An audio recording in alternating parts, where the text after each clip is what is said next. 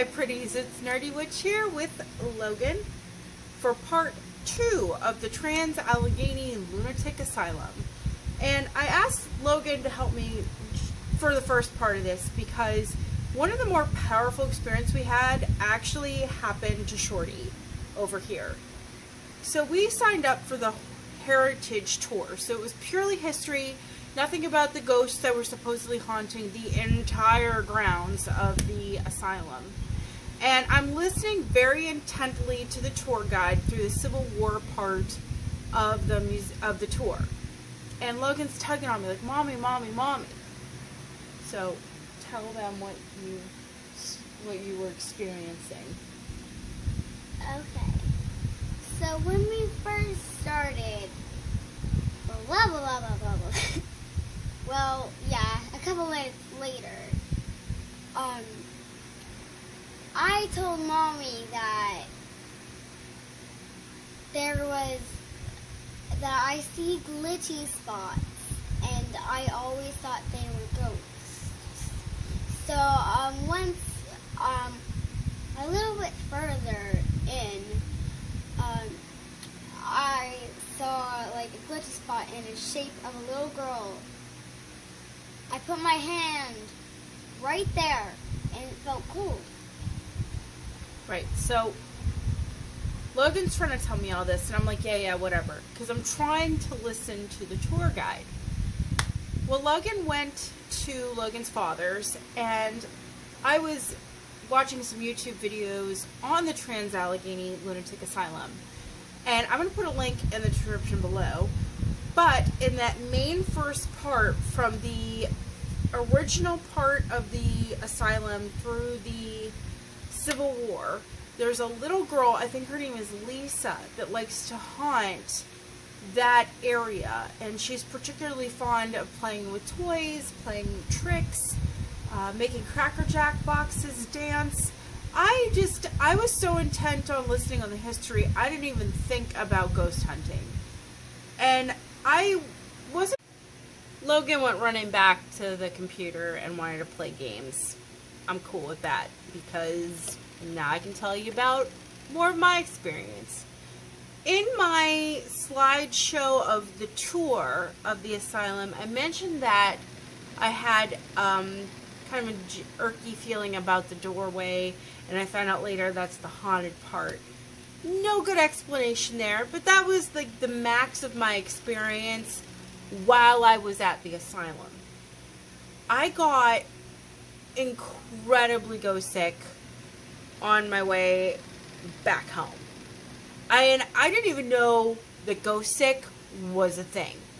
We were pulling away, and I'm starting to get a headache, and the headache turned into a migraine to the point where my stomach was churning. I could not eat anything. And then out of left field was this earth-shattering kind of depression. It's just like there was no joy left in life. And I'm sitting in a car with my family after having an amazing vacation. I was so happy. But no, it felt like the apocalypse was upon my soul or something. And I get home and I still feel like crap. I go through work and I've never been so depressed in my life.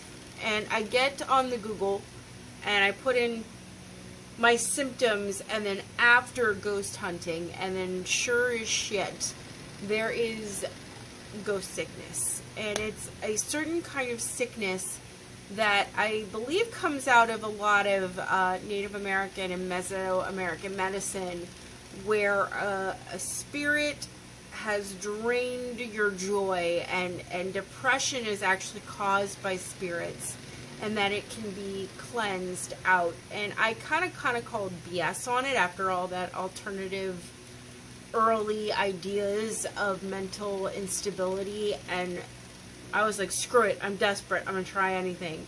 So I smudge, and then I smudge again, and then I take a bath, and I smudged. It was a full spiritual smudging, and I felt a world better. And I feel like that gave more credence to being ghost sick. I tend to be highly empathic, so I am not psychic as far as I know. I think I have seen ghosts. In another video, I'd be happy to tell you my personal experiences in the past with ghosts. However, I tend to remain a bit skeptical as much as I believe in ghosts, because I have met way too many people with this illusion of grandeur that is just non-existent.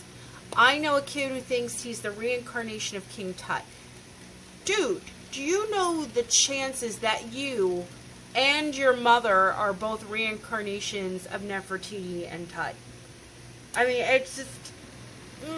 I had a boyfriend that thought he could heal cuts, movie magic Harry Potter style, just by holding his hands over and going, "You were healed," and that relationship did not last long. I kind of practice a kind of Wicca that's more grounded in reality, herbs, medicine, tinctures, potion, energy kind of flows. I don't believe in just kabam and I can make something appear, but I know people that are like that, and I hesitate because I don't want to be lumped into that kind of separation from reality, delusions of grandeur, etc. I think the most powerful part of the trip for me personally is that I have been institutionalized voluntarily 3 times in my life. And I had been, the last time I had been significantly misdiagnosed. So it was like in the ballpark of being right.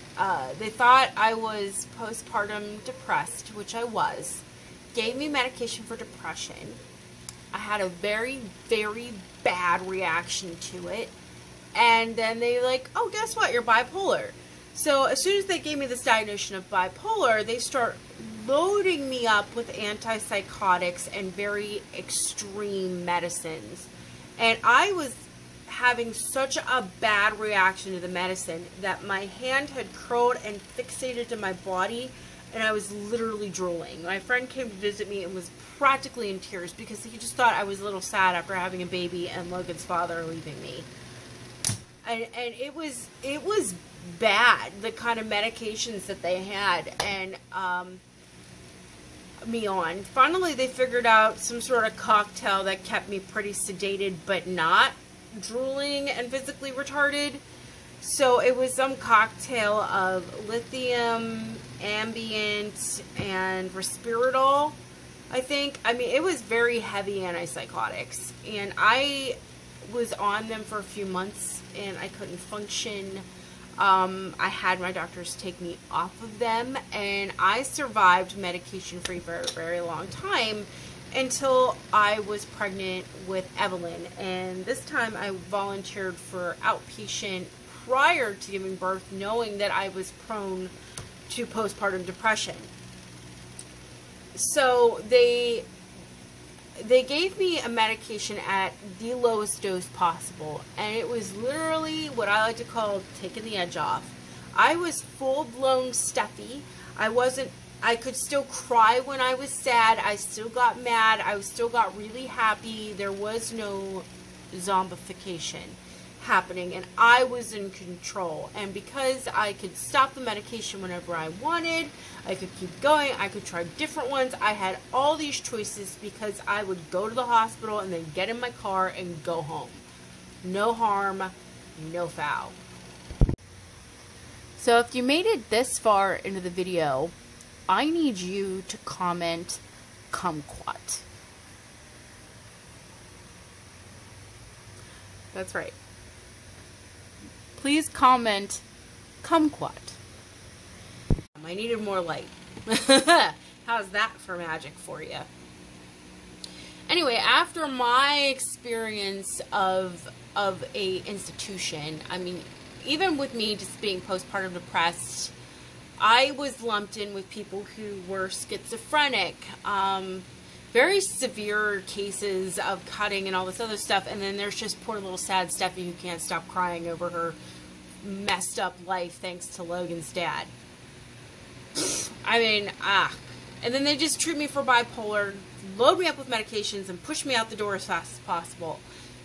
So seeing that kind of experience that I was having, and it going through the history of the experiences that other people were having in the mental health, was just very powerful for me. I could feel it. I was reading those notes on the wall, and I could remember feeling like that. I was looking at the art, and I was like, I can remember feeling like that.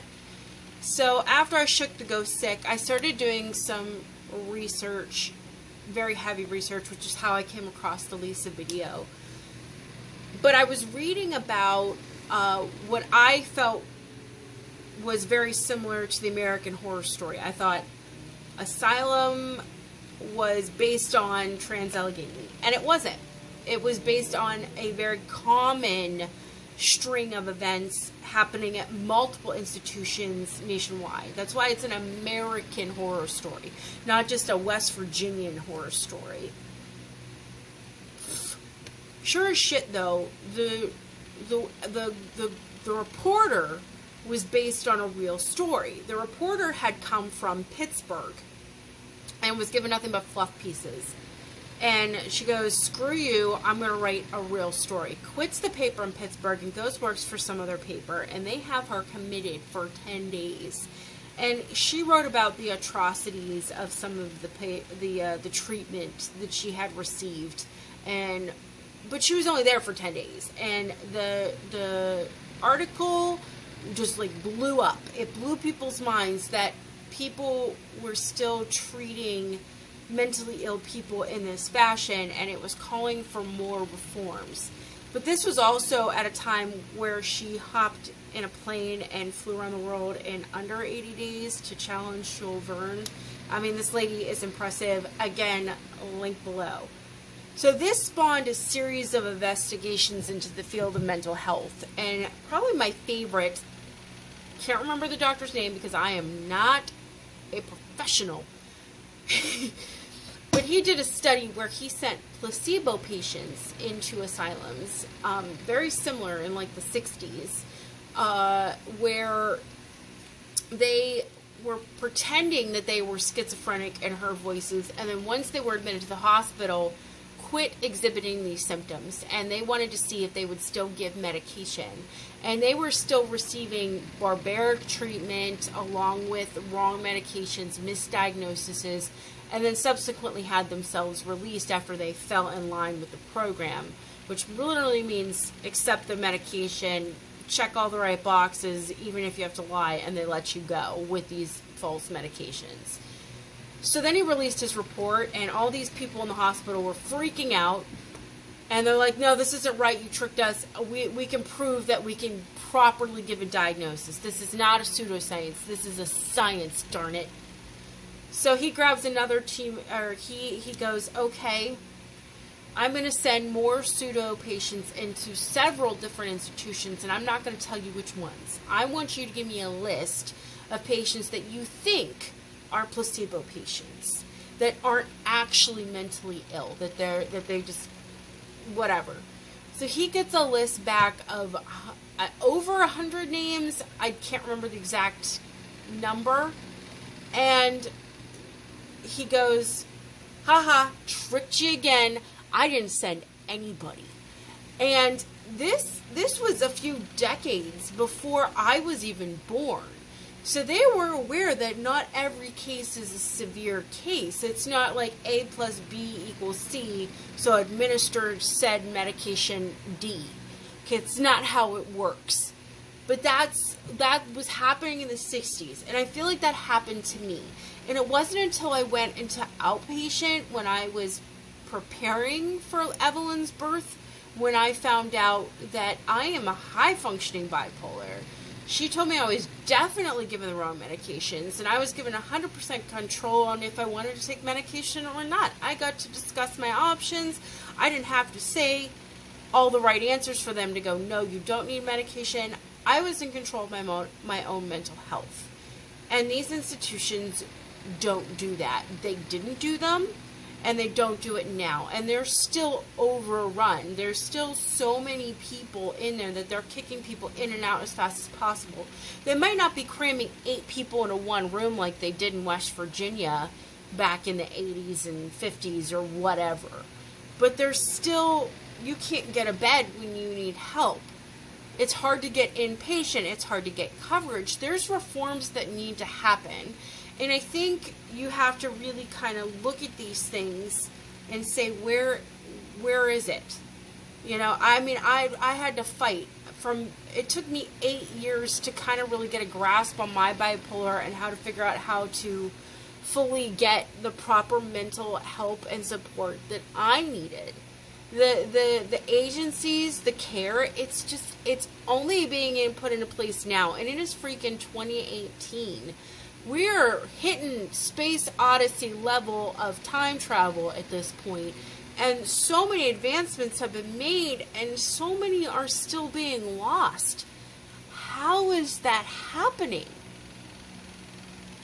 I had a moment, got a little verklempt. I had to simmer down now. I'm sorry, old SNL. Old SNL. I'm showing my age right now.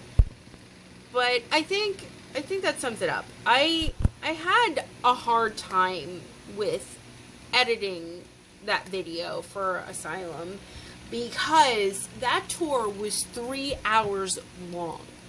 And that wasn't even the full tour. There's still several different tours on the history alone, not including the ghost hunting tour. And I had to cram all that information from 3 hours, which was only supposed to be 2.5, but somehow the tour was 3 hours. 3 hours long, Gilligan's Island.